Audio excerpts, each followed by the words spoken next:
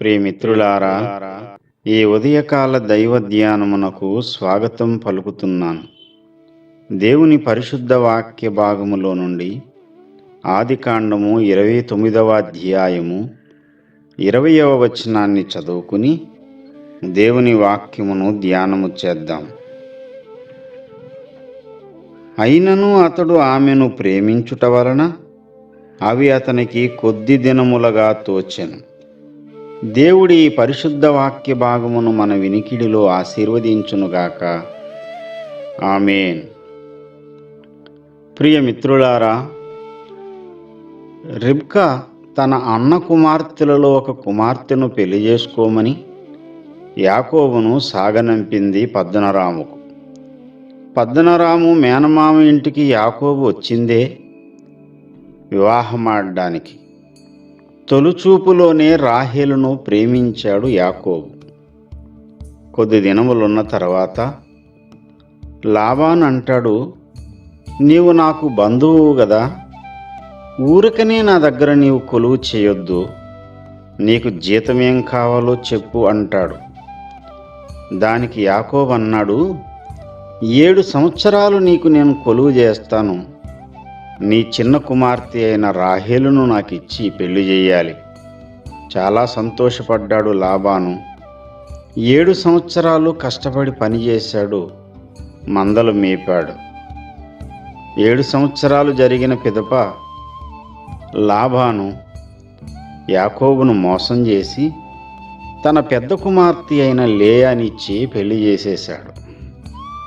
దానికి యాకోబు కోపపడి, నన్నెందుకు ఇలా మోసపుచ్చావు అని ప్రశ్నించాడు. లాబాను అన్నాడు, మరి 7 సంవత్సరాలు కొలువు చేస్తే అన్యుడికి ఇవ్వడం ఎందుకు? నా చిన్న కుమార్తె అయిన రాహేలును కూడా నేను నీకు ఇచ్చేస్తాను అన్నాడు. రాహేలు మీద ఉన్న ప్రేమ చేత మరి 7 సంవత్సరాలు కొలువు చేశాడు యాకోబు. ప్రియమిత్రులారా, యవనస్తులకు యాకోబు ఎంతో స్ఫూర్తిదాయకమైన వ్యక్తిగా కనబడుతున్నాడు.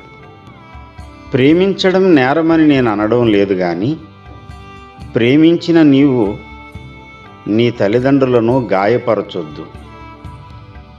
యాకోబు రాహేలును ప్రేమించాడు. ఆమె కోసం 7 సంవత్సరాలు కొలువు చేసి మామ చేతిలో మోసపోయి మరేడు సంవత్సరాలు కొలువు చేసి పెద్దల సమక్షంలో వివాహం ఆడాడే తప్ప ఏ తప్పుడు పని చేయలేదు. రాహేలును తీసుకుని తన ఇంటికి పోవలేదు.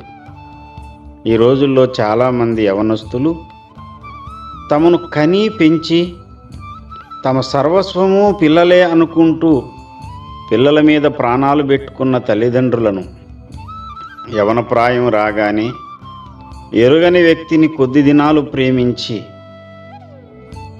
25 ఏళ్ళు కని పెంచిన తల్లిదండ్రులను గాయపరిచే పిల్లలందరూ ఉన్నారు. ప్రియ సహోదరుడా, నీ తల్లిదండ్రులను గాయపరచడం నీకు క్షేమం కాదు. ఈరోజు నీవు ఏమెత్తుతున్నావో రేపు నీవు అదే కోస్తావు. జాగ్రత్త. నీ జీవితంలో నీ తల్లిదండ్రులను పెద్దలను గౌరవించడం, వారికి లోబడి ఉండడం కూడా చాలా ముఖ్యం. ఆ విషయాన్ని మర్చిపోకండి. ప్రియమిత్రులారా, ఇక్కడ మరొక పాఠాన్ని నేను మీకు చెప్పడానికి ఆశపడుతూ ఉన్నాను. 14 సంవత్సరాలు